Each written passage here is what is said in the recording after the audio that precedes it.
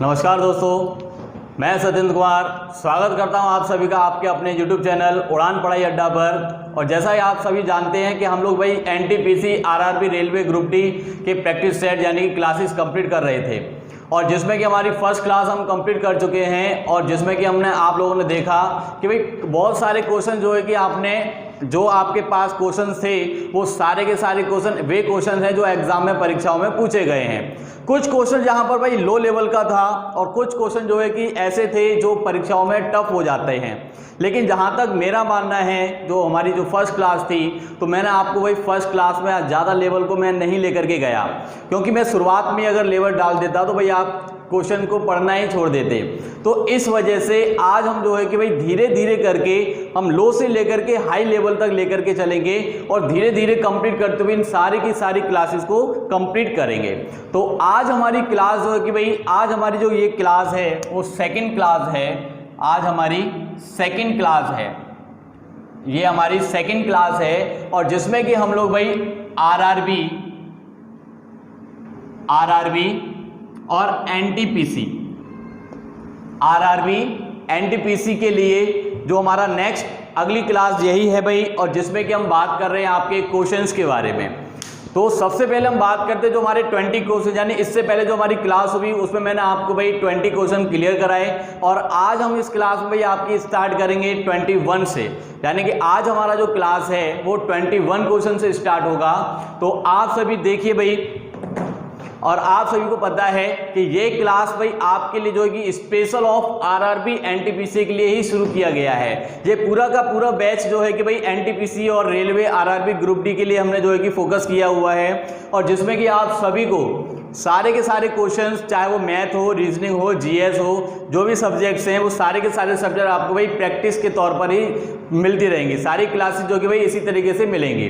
तो शुरू करते हैं हम अपनी क्लास को, और आपकी स्क्रीन पर 21 क्वेश्चन सामने दिख रहा होगा आपको। तो 21 क्वेश्चन जो है कि आपको सामने दिख रहा होगा स्क्रीन पर। 21 क्वेश्चन क्या कह रहा है भाई कि मपूतो किस देश की राजधानी है? मपूतो किस देश की राजधानी है? बेटा 5 सेकंड में आपको आंसर देना है इस क्वेश्चन का, केवल 5 सेकंड, और 5 सेकंड देखते ही आपको आंसर तुरंत याद आ जाएगा कि भाई इसका जो ऑप्शन होगा ऑप्शन सी। क्या आंसर होगा इसका?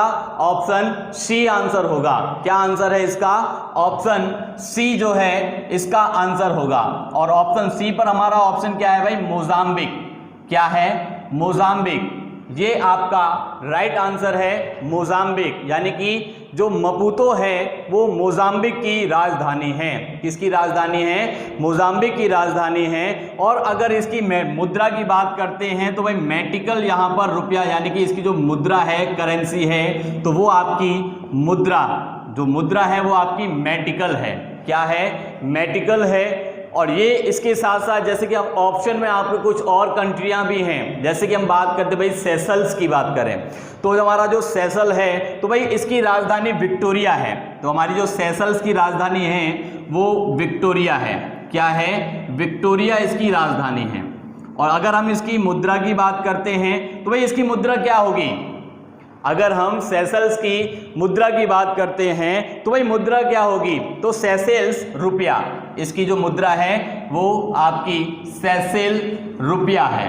क्लियर है भाई? और इसी प्रकार से जब हम बात करते हैं घाना के बारे में, तो घाना जो है कि आपकी आक्रा इसकी राजधानी है, और इसकी कैपिटल, अगर हम इसकी मुद्रा की बात करें तो केडी इसकी मुद्रा है। भाई अगर घाना की बात की जाए तो घाना की राजधानी भाई आक्रा है, और अगर मुद्रा की बात करते हैं तो केडी इसकी मुद्रा है।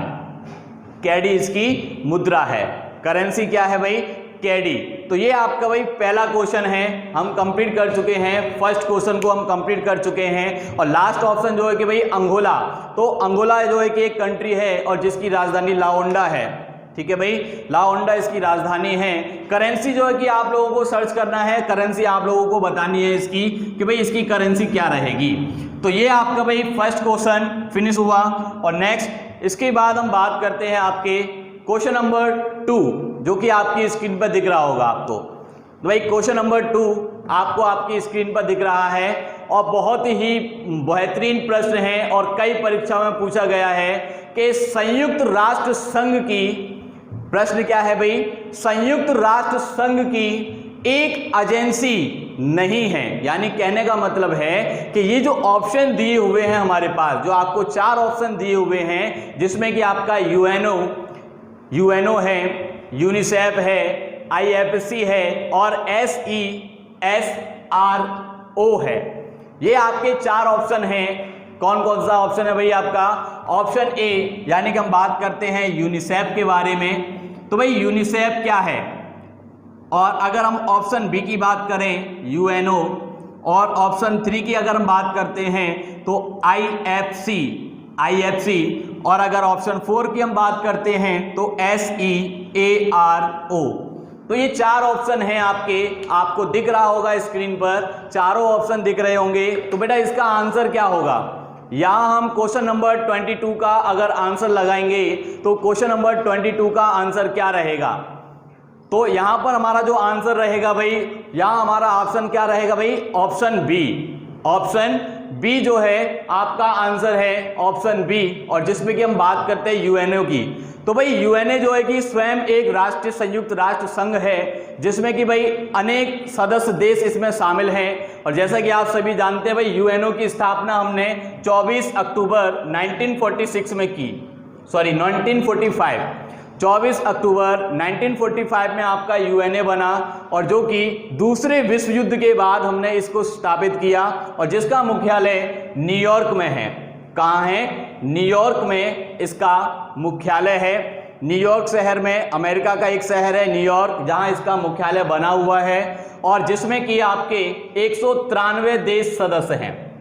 यूएनए के कितने देश सदस्य हैं? 193 देश जो है कि इसके सदस्य हैं। और अगर हम यूनिसेफ की बात करते हैं तो यूनिसेफ एक एजेंसी है, ये आपके संयुक्त राष्ट्र संघ की एक एजेंसी है। आईएफएससी की बात करते हैं तो ये भी आपका भाई एक एजेंसी है जो हमारे वर्ल्ड बैंक के ग्रुप में शामिल है। भाई वर्ल्ड बैंक में international financial corporation, international finance corporation जो है कि इसके बारे में हम बात करते हैं। और जब हम बात करते हैं भाई आपके SEARO के बारे में, तो भाई SEARO ये भी आपका जो कि भाई वर्ल्ड बैंक है, जो कि न्यू दिल्ली में इसका मुख्यालय बना हुआ है। अगर हम इसकी शहरों की बात करते हैं तो भाई ये न्यू दिल्ली में स्थापित है, ये आपका न्यू दिल्ली में इसका मुख्यालय बना हुआ है। तो समझ में आ गया होगा बेटा 22 क्वेश्चन आप सभी के। जी बिल्कुल, क्वेश्चन नंबर 22 हम कंप्लीट कर चुके हैं। और नेक्स्ट तो समझ में आ रहा होगा आप सभी के। तो क्वेश्चन नंबर 22 यहां हम फिनिश कर चुके हैं। नेक्स्ट अगले क्वेश्चन पर हम चलते हैं, क्वेश्चन नंबर 23। क्वेश्चन नंबर 23 आपकी स्क्रीन पर है, क्वेश्चन नंबर 23। तो भाई क्वेश्चन नंबर 23 क्या है कि भाई कितने संप्रभुत्व वाले देश संयुक्त राष्ट्र के सदस्य हैं, संयुक्त राष्ट्र संघ के सदस्य हैं। तो भाई बेटा मैंने अभी जैसा आपकी बताया, इससे पहले जस्ट एक क्वेश्चन हुआ है, क्वेश्चन नंबर 22, जिसमें कि मैंने आपको यूएनए के बारे में बताया। तो आप इसका आंसर बड़ी आसानी से दे सकते हैं, ऑप्शन ए 193। इसका आंसर क्या है? 193। आंसर क्या रहेगा इसका? 193 इसका आंसर है। क्लियर? समझ में आ रहा होगा आप सभी के। तो बेटा आंसर जो है कि 193 देश है आपके संयुक्त राष्ट्र संघ के अंदर। क्लियर? चलिए नेक्स्ट बात करते हैं, अगले क्वेश्चन पर हम आते हैं। तो नेक्स्ट क्वेश्चन नंबर 24 आपकी स्क्रीन पर है, क्वेश्चन नंबर 24। बेटा सब लोग जिसका जल्दी से कमेंट्स बॉक्स में लिख करके इसका आंसर दीजिए सभी, क्योंकि सबको इसका आंसर पता है कि भाई निम्नलिखित में से कौन सा देश सार्क सदस्य नहीं है, शार्क का सदस्य नहीं है। तो भाई करेक्ट आंसर क्या है आपका? Option D Thailand. Option D Thailand जो है आपका शार्क का सदस्य नहीं है, जबकि थाईलैंड जो है आपका आसियान का सदस्य है। किसका सदस्य है? आसियान का सदस्य है थाईलैंड। और जैसे कि आप देखा होगा भाई सार्क के बारे में हम बात करते हैं, तो भाई सार्क की स्थापना 8 दिसंबर 1985 में की जाती है और जिसमें कि आपके 8 देशों को शामिल किया गया है। कितने देशों को शामिल किया है? 8 देशों को शामिल किया है, जिसमें कि आपका भाई नेपाल, भारत, पाकिस्तान, भूटान, नेपाल, भारत, पाकिस्तान, भूटान, अफगानिस्तान, नेपाल, भारत, पाकिस्तान, भूटान, बांग्लादेश, श्रीलंका। भाई नोट भी करते रहिएगा साथ के साथ में, और नोटबुक और पेन साथ में लेके रहा करो, जिससे कि आपके समझ में आ जाएगा भाई। बांग्लादेश, श्रीलंका, टोटल कितना हो गया भाई? 1 2 3 4 5 6। नेक्स्ट यहां बात करते हैं आपके अफगानिस्तान के बारे में। तो भाई अफगानिस्तान जो है कि इसका 8वां देश है, इसका 8वां देश है। और ये अंत में यानी कि हम बात करते हैं मालदीव के बारे में। तो ये 8 देश जो है कि इसके सदस्य हैं सार्क के। किसके सदस्य हैं? सार्क के 8 देश हैं, जिसकी स्थापना भाई 8 दिसंबर 1985 में हुई। क्लियर? और अगर हम इसकी बात करते हैं थाईलैंड के, तो थाईलैंड किसका हिस्सा भाई, किसका सदस्य है? आसियान का सदस्य है। किसका सदस्य है? आसियान का सदस्य है। क्लियर हो गया बेटा? समझ में आ गया होगा सभी के। तो ये चीज आपके समझ में आ चुकी होगी। चलिए नेक्स्ट आगे बढ़ते हैं, और आगे बढ़ने से पहले बेटा याद रखिएगा सभी लोग, ये जितने भी क्वेश्चंस हैं आपको हो सकता है कि आपकी समझ में आ रहा होगा सारी चीजें, और ऐसे कई सारे क्वेश्चन हैं जो आप पहले से जानते हैं, लेकिन हम तुरंत जो है कि सारे प्रश्न जो है कि आपके भाई रिवीजन के तौर पर लेकर के आ रहे हैं। और लेवल आपका बढ़ेगा, लेकिन हम धीरे धीरे लेवल को बढ़ाएंगे। जैसे कि हमारी फर्स्ट क्लास, सेकंड क्लास, इसी प्रकार से हम हाई लेवल पर बढ़ते चले जाएंगे। नेक्स्ट अगला प्रश्न है आपके स्क्रीन पर, क्वेश्चन नंबर 25। क्वेश्चन नंबर 25 आपकी स्क्रीन पर है, और जवाब दीजिए इसका कि भाई रेड क्रॉस का संस्थापक कौन था? रेड क्रॉस का संस्थापक कौन था? तो भाई सबसे पहले आप मुझे ये बताइए भाई रेड क्रॉस क्या है? रेड क्रॉस का संस्थापक कौन था? देखिए अगर हम इसमें ऑप्शन की बात करते हैं, जो भी आपको ऑप्शन दिख रहा होगा कि भाई ऑप्शन ए क्या है? J.H. डिनॉन्ट, J.H. डिनॉन्ट। और यहां हम बात करते हैं ब्रिटेन वुड्स, हिलैरी क्लिंटन, या इनमें से कोई नहीं। तो इसका आंसर क्या रहेगा बेटा? Option A. इसका जो राइट आंसर होगा ऑप्शन ए है, और जिसमें कि आपका J.H. डिनॉट है। J.H. डिनॉट इसका राइट आंसर है, J.H. डिनॉट। तो बेटा एक बात बताइए भाई रेड क्रॉस है क्या? तो रेड क्रॉस जो है कि एक ऐसी संस्था है जो कि युद्ध और प्राकृतिक आपदा के समय, जो हमारे युद्ध होता है और जो प्राकृतिक आपदाएं आती हैं या विपदाएं आती हैं, तो ऐसे समय पर जो पीड़ितों को राहत उपलब्ध कराता है, तो उसी को हम रेड क्रॉस कहते हैं। और जिसकी स्थापना भाई आपके J.H. डिनॉन्ट के द्वारा 1863 में की गई। कब की गई? 1863 में की गई। और ये क्या काम करता है कि भाई युद्ध और विपदाओं के समय पीड़ितों को राहत प्रदान करता है। क्लियर? पीड़ितों को राहत प्रदान करता है। समझ में आ गया होगा आप सभी के। अगर हम इसकी बात करते हैं भाई, तो प्रत्येक वर्ष रेड क्रॉस डे बनाया जाता है। प्रत्येक वर्ष रेड क्रॉस डे बनाया जाता है, जो आपका 8 मई को बनता है। कब बनाया जाता है? 8 मई को प्रत्येक वर्ष रेड क्रॉस डे बनाया जाता है। और जिसका अगर हम बात करते हैं कि भाई रेड क्रॉस का मुख्यालय कहाँ है, अगर हम यहां पर रेड क्रॉस का मुख्यालय की बात करते हैं कि भाई रेड क्रॉस का मुख्यालय कहाँ है, तो भाई ये आपका जेनेवा में है, स्विट्जरलैंड। कहाँ है? स्विट्जरलैंड में है रेड क्रॉस। और इसी के दिन भाई रेड क्रॉस डे कब मनाया जाता है? 8 मई को रेड क्रॉस डे बनाया जाता है। कब बनाया जाता है? 8 मई को रेड क्रॉस डे बनाया जाता है। और इतना ही नहीं, इस रेड क्रॉस के बारे में कुछ और बातें हैं, और वो ये हैं कि भाई 1917 में, 1944 में और 1963 में, 1917 में और 1944 में, 1963 में इसे जो है शांति का नोबेल पुरस्कार दिया गया। शांति नोबेल पुरस्कार दिया गया है।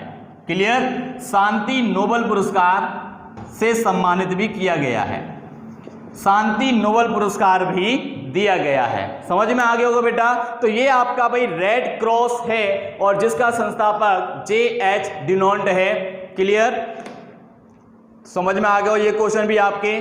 चलिए नेक्स्ट, ये क्वेश्चन मैं रफ करता हूं भाई। चलिए नेक्स्ट आगे हम बात करते हैं आपके नेक्स्ट अगले क्वेश्चन पर हम बात करेंगे। और अगला क्वेश्चन क्या है भाई? Question number 26। क्वेश्चन नंबर 26 है। तो भाई क्वेश्चन नंबर 26 में क्या है कि भाई व्हाइट हॉल क्या है? व्हाइट हॉल है। आखिर ये व्हाइट हॉल है क्या? क्या ये आपका अमेरिकी राष्ट्रपति का कार्यालय है? क्या ये ब्रिटिश गवर्नमेंट का कार्यालय है? या अमेरिकी राष्ट्रपति का निवास है? या हम बात करते हैं ब्रिटिश महारानी की जो ग्रीष्मकालीन निवास होता है, क्या हम इसे व्हाइट हॉल को ये कहा जाता है? तो बेटा जल्दी से कमेंट करिए, आंसर दीजिए इसका कि व्हाइट हॉल क्या है। व्हाइट हॉल किसे कहते हैं? व्हाइट हॉल क्या है? जल्दी से कमेंट करके बताइए भाई। क्वेश्चन नंबर 26 का आंसर है, जल्दी से बताइए बेटा। इसका आंसर होगा ऑप्शन बी। व्हाइट हॉल जो है ये आपके ब्रिटिश गवर्नमेंट का कार्यालय है। जो हमारी ब्रिटिश गवर्नमेंट है ये उसका कार्यालय है जो कि लंदन में स्थापित है। कहां है भाई? लंदन में बना हुआ है, ब्रिटिश गवर्नमेंट का कार्यालय है। और यहां पर एक शब्द और मैं बता देता हूं आपको, जो यहां पर आता है आपका व्हाइट हाउस। सुना होगा आपने व्हाइट हाउस। तो भाई व्हाइट हाउस क्या होता है? ये आपके अमेरिकी राष्ट्रपति का निवास स्थान है। जहां पर अमेरिकी राष्ट्रपति रहता है उसे हम व्हाइट हाउस कहते हैं, अमेरिकी राष्ट्रपति का निवास स्थान। तो ये आपका व्हाइट हाउस कहलाता है। तो कंफ्यूज नहीं होना है, व्हाइट हाउस अमेरिकी और व्हाइट हॉल ब्रिटेन का कार्यालय, ब्रिटेन गवर्नमेंट का कार्यालय है। ऑप्शन बी इसका राइट आंसर है। ऑप्शन बी राइट आंसर है। नेक्स्ट अगली हम बात करते हैं क्वेश्चन नंबर 27। क्वेश्चन नंबर 27 आपको दिख रहा होगा स्क्रीन पर। क्वेश्चन नंबर 27 आपकी स्क्रीन पर है। इसका आंसर बताइए भाई जल्दी से। राष्ट्रमंडल देशों के नाम मात्र के प्रमुख कौन हैं? मतलब जो हमारा राष्ट्रमंडल का जो नाम मात्र प्रमुख है वह कौन व्यक्ति है? बेटा इसका आंसर होगा आपका ऑप्शन ए, इंग्लैंड की महारानी। कौन है? इंग्लैंड की महारानी। बेटा इंग्लैंड की महारानी जो है आपके, इसकी जो नाम मात्र की जो प्रमुख होती है वो इंग्लैंड की महारानी है। क्योंकि जब हम कॉमनवेल्थ गेम की बात करते हैं तो ये आपके भाई सबसे पहले हमने इंग्लैंड में यहाँ पर स्थापित हुए। जैसे आपने सुना होगा एथेंस, सुना होगा यूनान में एथेंस के बारे में। तो यहाँ हमारे कॉमनवेल्थ यानी राष्ट्रमंडल खेलों की शुरुआत हुई। और प्रेजेंट टाइम में अगर हम बात करते हैं तो भाई ये क्या है? इंग्लैंड की महारानी जो है कि इसकी प्रमुख नाम मात्र की जो है कि भाई प्रमुख है। राष्ट्रमंडल देशों का जो नाम मात्र प्रमुख होता है वो कौन होता है? इंग्लैंड की महारानी है। क्लियर है? चलिए नेक्स्ट। तो ये भी क्वेश्चन आपको क्लियर हो चुका होगा भाई। नेक्स्ट क्वेश्चन है आपका क्वेश्चन नंबर 28, आपको स्क्रीन पर दिख रहा होगा। बेटा जल्दी से फटाफट से आंसर दीजिए इस क्वेश्चन का। तुरंत क्वेश्चन पढ़ते ही आंसर निकलना चाहिए इस प्रश्न का। तो कि भाई संसार का सबसे बड़ा डाक नेटवर्क किस देश में है? संसार का सबसे बड़ा डाक नेटवर्क किस देश में है? तो भाई भारत एक ऐसा मात्र देश है जिसमें कि डाक नेटवर्क की अगर हम बात करते हैं तो भाई पोस्ट ऑफिस जो नेटवर्क है सबसे अधिक है। और इसका अगर हम बात करते हैं भाई ऑप्शन की बात करते हैं तो यहां पर आपका ऑप्शन सी है जो कि राइट आंसर है। क्वेश्चन नंबर 28 का राइट आंसर है आपका ऑप्शन सी, भारत। और अगर मैं यहां पर बात कर देता हूं कि प्रेजेंट टाइम में अगर हम 31 मार्च 2017 की बात कर रहे हैं तो भाई 31 मार्च 2017 के आंकड़ों के माध्यम से, यानी 31 मार्च 2017 के आंकड़ों के माध्यम से भारत में लगभग, अगर हम एप्रोक्स की बात करते हैं, मैक्सिमम की या मिनिमम बात करते हैं भाई, तो एप्रोक्स की अगर हम बात करेंगे यहां पर तो लगभग 15,04,965 पोस्ट ऑफिस स्थायी डाकघर बने हुए हैं। कितने डाकघर बने हुए हैं भाई? 15,04,965 डाकघर, स्थायी डाकघर हैं, परमानेंट है भाई। ये कैसे हैं? परमानेंट हैं, स्थायी डाकघर जो है कि यहां पर स्थित हैं। तो ये प्रश्न आपका भाई 28 कंप्लीट है। क्वेश्चन नंबर 28 पूरी तरीके से कंप्लीट हो चुका है। नेक्स्ट अगर हम यहां बात करते हैं क्वेश्चन नंबर 29 जो आपको स्क्रीन पर दिख रहा होगा भाई, क्वेश्चन नंबर 29 अगला क्वेश्चन है आपका क्वेश्चन नंबर 29, और जिसमें कि हम बात करते हैं कि भाई स्पीड पोस्ट सेवा की शुरुआत कब की गई। जो हमारा स्पीड पोस्ट है तो भाई इसकी शुरुआत हमने कब की है। तो बेटा जरा भी नहीं सोचना है आपको, सबसे पहले हम बात कर लेते हैं यहां पर, और इसका आंसर जाएगा आपका ऑप्शन सी, 1986 में। कब किया गया है? 1986 में हमने ये ऑप्शन जो है कि भाई 1986 इसका राइट आंसर है। ऑप्शन 29 का राइट आंसर है ऑप्शन सी, 1986। समझ में आ रहा होगा बेटा, क्लियर हो चुका होगा सारी चीजें, तो परेशान ना होइए। चलिए नेक्स्ट अगला क्वेश्चन आता है आपकी स्क्रीन पर, क्वेश्चन नंबर 30। क्वेश्चन नंबर 30 आपकी स्क्रीन पर है और जल्दी से इसका जवाब दें कि भाई कलकत्ता और आगरा, प्रश्न क्या कह रहा है कि भाई कलकत्ता और आगरा के बीच पहली टेलीग्राफ लाइन की शुरुआत कब हुई। पहली टेलीग्राफ लाइन की शुरुआत कब हुई। प्रश्न है कि भाई कलकत्ता और आगरा के बीच पहली टेलीग्राफ लाइन की शुरुआत कब हुई। बेटा ऑप्शन आपको दिए हुए हैं, ऑप्शन ए 1852 में, ऑप्शन बी 1853 में, ऑप्शन सी 1854 में, या ऑप्शन डी 1855 में। 4 ऑप्शन आपके सामने हैं और जल्दी से इसका जवाब दें कि भाई इसका आंसर, राइट आंसर क्या होगा। राइट आंसर क्या होगा? क्वेश्चन नंबर 30 का आंसर जल्दी से बताएं। तो भाई क्वेश्चन नंबर 30 का जो राइट आंसर है ऑप्शन सी, 1854 है। क्या है? 1854 इसका राइट आंसर है। और अगर हम भारत में बात करते हैं कि भारत में पहली बार जो टेलीग्राफ लाइन थी किसके द्वारा स्थापित की गई या कब शुरुआत की जाती है, तो हम उसकी बात करेंगे यहां पर। तो भाई 1851 में। कब? 1851 में आपके एक व्यक्ति थे हमारे, 1851 के अंदर आपका एक व्यक्ति था और जिसका नाम था भाई विलियम सागुनेसो। क्या नाम है? सागुनेसो, विलियम सागुनेसो पूरा नाम है इनका, विलियम सागुनेसो के द्वारा 1851 में पहली बार कलकत्ता में 27 मील की लंबी टेलीग्राफ लाइन को डाला गया, यानी बिछाया गया। कितनी लंबी भाई? कलकत्ता के अंदर 27 मील लंबी, मतलब 27 मील लंबी टेलीग्राफ लाइन को बिछाया गया। समझ में आ गया आपके? टेलीग्राफ लाइन को बिछाया गया। और भाई पहली बार कब हुआ? 1851।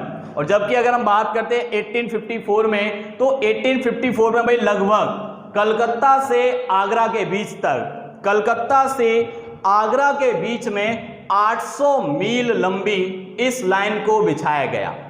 कलकत्ता से आगरा, समझ में आ गया भाई? कलकत्ता से आगरा। तो कलकत्ता से और आगरा के बीच में 800 मील लंबी जो है कि आपकी टेलीग्राफ लाइन को बिछाया गया। समझ में आया? टेलीग्राफ लाइन को बिछाया गया है। तो ये आपका क्वेश्चन नंबर 30 क्लियर हुआ है। और इसके बाद नेक्स्ट अगले प्रश्न पर हम बात करेंगे। और बेटा समझ में आना चाहिए, सारे प्रश्न जो है कि आपके लिए बहुत ही इंपॉर्टेंट हैं और ये प्रत्येक परीक्षाओं में पूछा गया एग्जाम है। और ये आपके वर्ष 2017 में अगर हम बात करते हैं तो वर्ष 2007, 2009 और 2010 लगातार कई परीक्षाओं में पूछा गया है। आरआरबी पटना में भी पूछा गया, आरआरबी रांची में पूछा गया, आरआरबी गोरखपुर में पूछा गया है, एएसएम, जीएसएम, टीसी, ईआरसीएस सभी में पूछा गया ये प्रश्न है आपका क्वेश्चन नंबर 30। तो भाई कलकत्ता और आगरा के बीच टेलीग्राफ लाइन की शुरुआत कब हुई, कब बिछाई गई थी? तो ये आपके 1854 में बिछाई गई थी भाई। क्लियर? चलिए नेक्स्ट।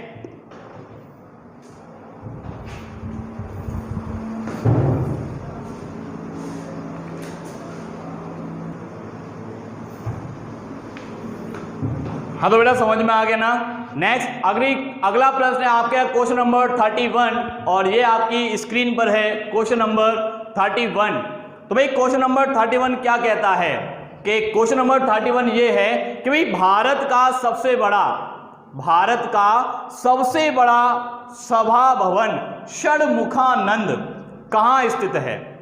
भारत का सबसे बड़ा सभा भवन षणमुखानंद कहाँ स्थित है? षणमुखानंद हॉल कहाँ स्थित है? तो बेटा इसका आंसर दीजिए भाई जल्दी से, कहाँ स्थित है आपका षणमुखानंद हॉल? तो बेटा ये आपका ऑप्शन बी मुंबई में स्थित है। और इसके बारे में ये भी कहा गया है कि भाई यह है भारत का सबसे बड़ा हॉल है और जबकि एशिया का भी सबसे बड़ा हॉल है। यह है षणमुखानंद हॉल जो है ये एशिया का सबसे बड़ा हॉल है और जिसमें कि संगीत समारोह का आयोजन किया जाता है।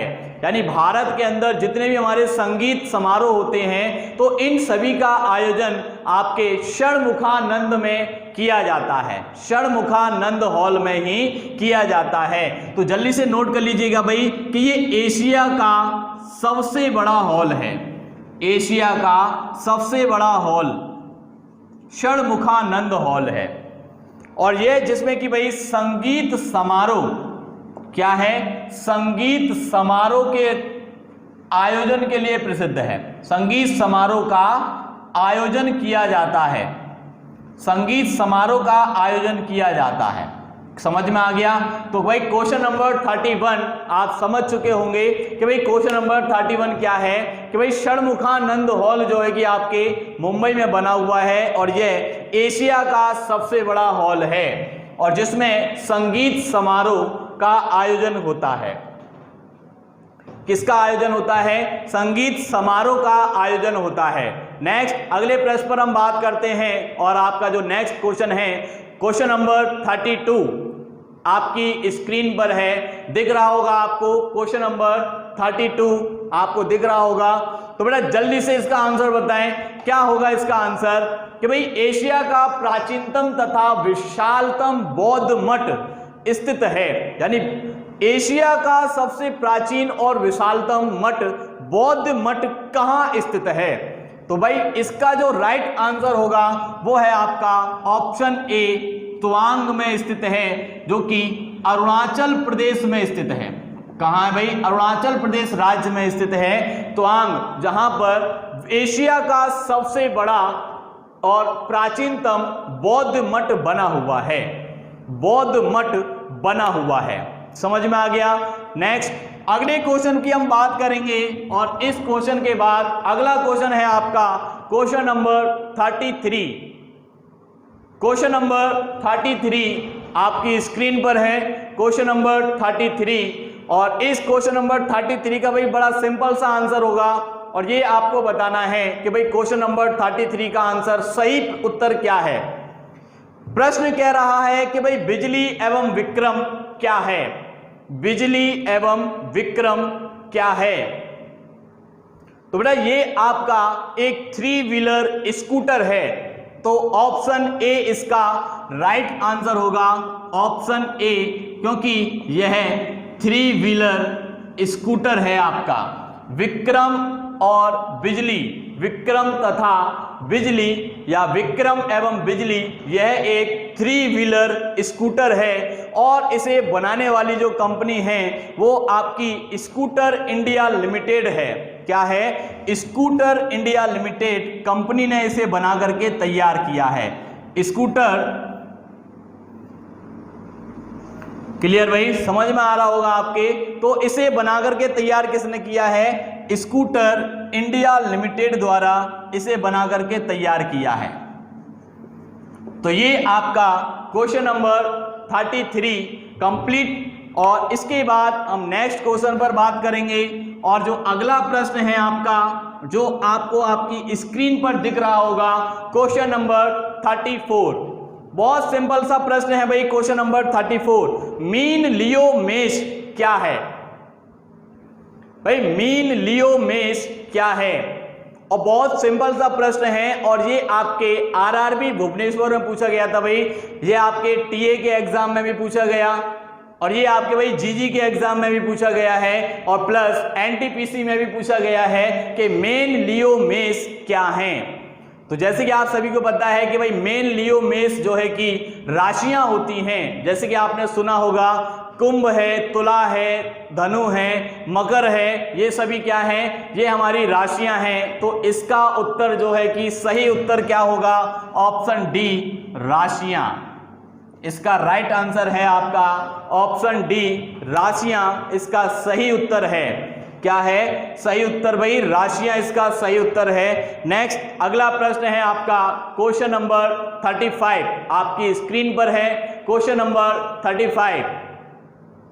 क्वेश्चन नंबर 35 क्या कहता है कि भाई हमारे राष्ट्रीय कैलेंडर की पहली तिथि ग्रीगोरियन कैलेंडर की किस तारीख को, यानी किस तारीख के अनुरूप है? प्रश्न है कि भाई हमारा जो भारतीय कैलेंडर बनकर के तैयार हुआ, ग्रीगोरियन जो कैलेंडर है, अगर हम इसकी पहली तिथि की बात करते हैं तो भाई कब से मान्य हुआ है? तो 22 मार्च 1957 से। तो ऑप्शन सी 22 मार्च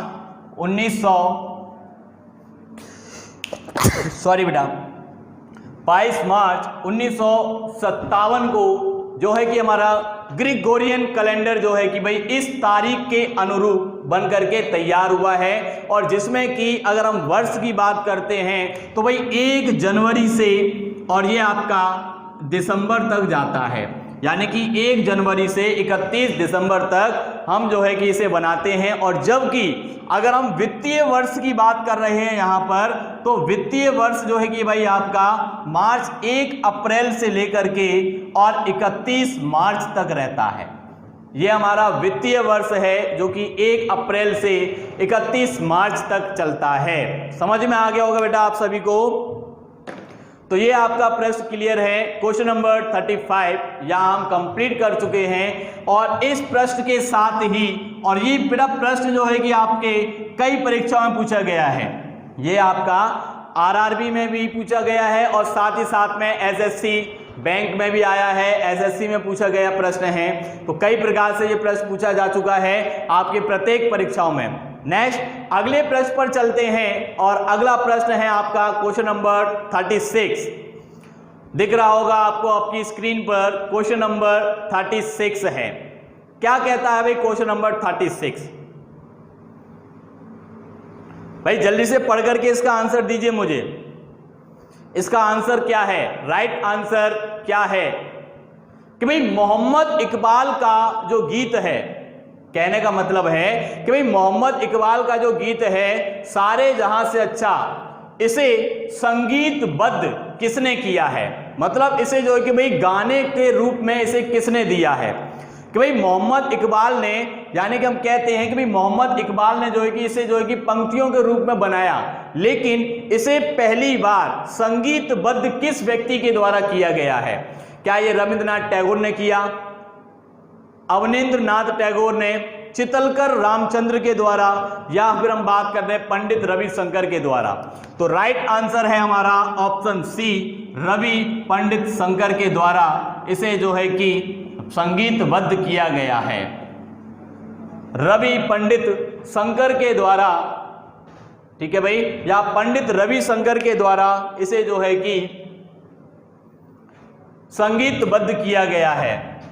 पंडित रविशंकर के द्वारा इसे संगीतबद्ध किया गया है। और जिसके भाई हम बात करते हैं भाई, इसे 1950 में इसे संगीतबद्ध किया गया और जिसे गाया था आपके भारत कोकिला, यानी कि जिसे हम बात करते हैं कि भाई भारत कोकिला, यानी कि प्रेजेंट टाइम की अगर हम बात करते हैं तो लता मंगेशकर के द्वारा इसे गाया गया। लता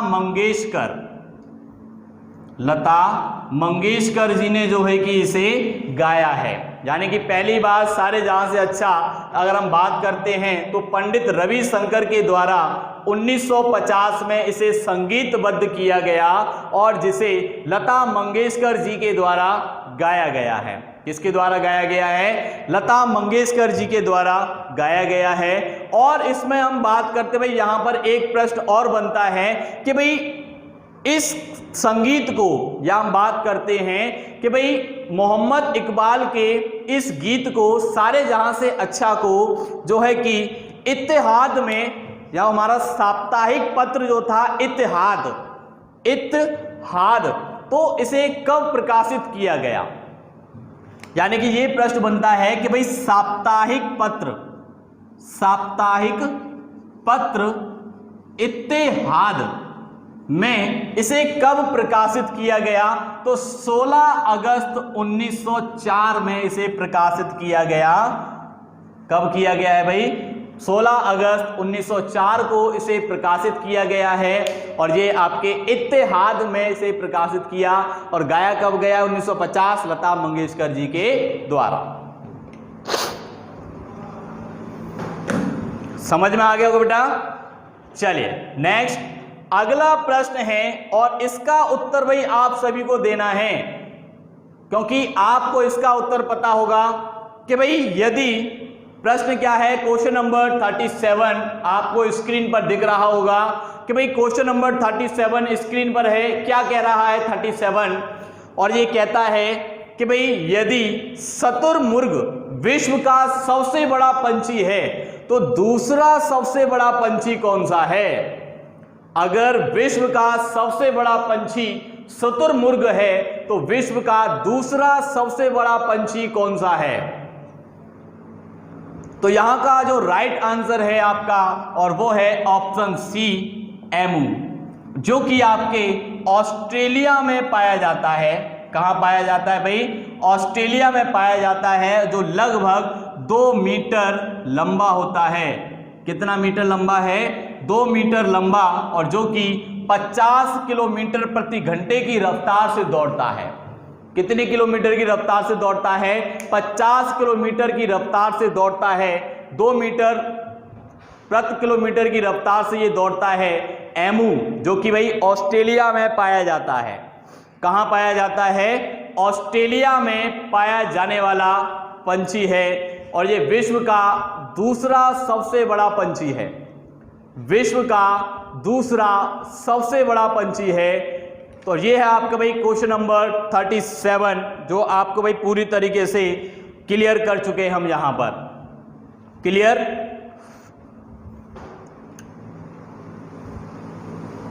नेक्स्ट अगली बार हम बात करते हैं भाई, नेक्स्ट अगला क्वेश्चन क्या है?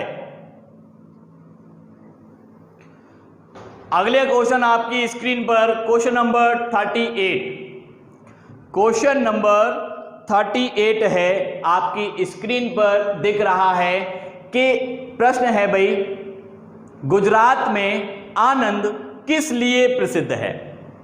गुजरात में आनंद किस लिए प्रसिद्ध है?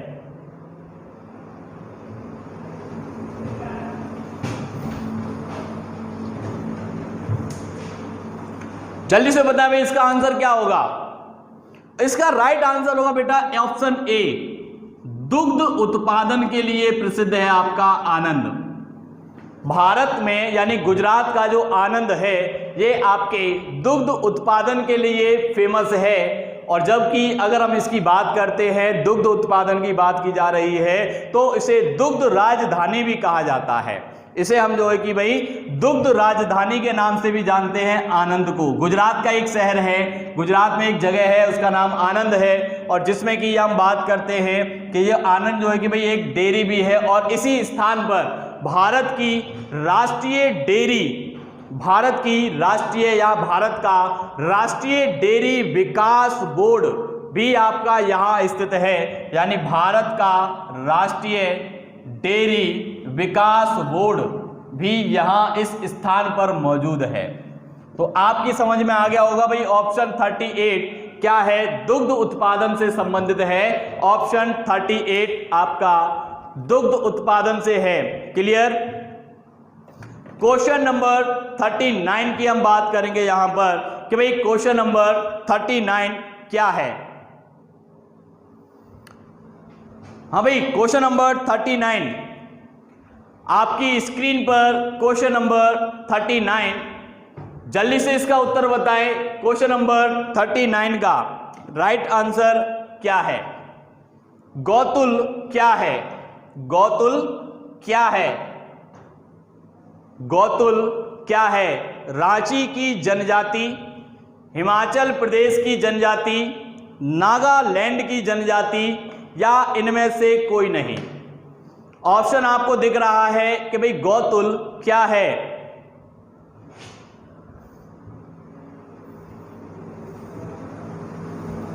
तो बेटा ये आपका एमपी के अंदर, यानी कि इनमें से कोई नहीं। ऑप्शन डी इसका राइट आंसर है भाई, नन ऑफ दिस, इनमें से कोई नहीं है। राइट आंसर क्या है हमारा? ऑप्शन डी इसका राइट आंसर है कि भाई इनमें से कोई नहीं, क्योंकि गौतुल जो है मध्य प्रदेश के अंदर एक आपकी जाति पाई जाती है जिसे मुड़िया गौड़ जनजाति कहते हैं।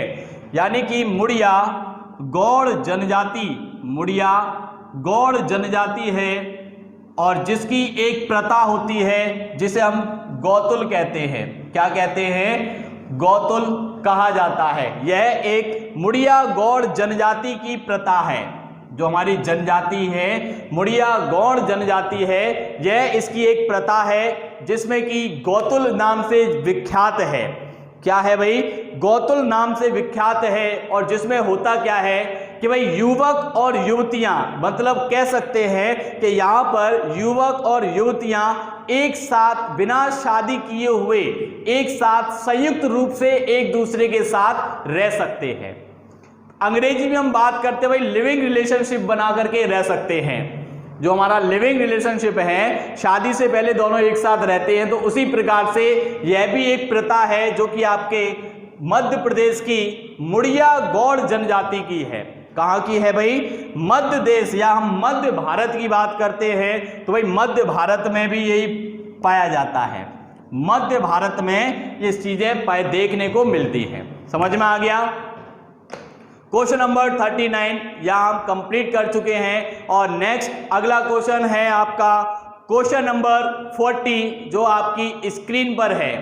और बहुत ही सिंपल प्रश्न है भाई, मुगल गार्डन किस शहर में स्थित है? बहुत ही सिंपल सा प्रश्न है कि भाई मुगल गार्डन किस शहर में स्थित है?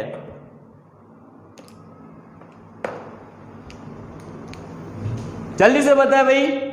ऑप्शन क्वेश्चन नंबर 40 का आंसर क्या है?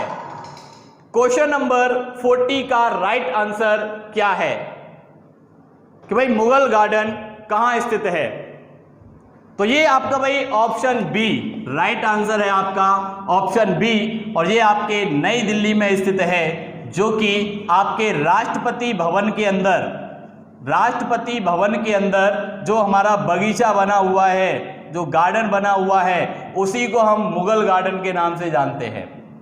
किसके नाम से जानते हैं? मुगल गार्डन के नाम से जाना जाता है, जो कि भाई आपके राष्ट्रपति भवन में बना हुआ है। और इस गार्डन का निर्माण, या हम बात करते हैं डिजाइन की बात करते हैं, तो भाई एडविन ल्यूटियंस के द्वारा बनाया गया था ये।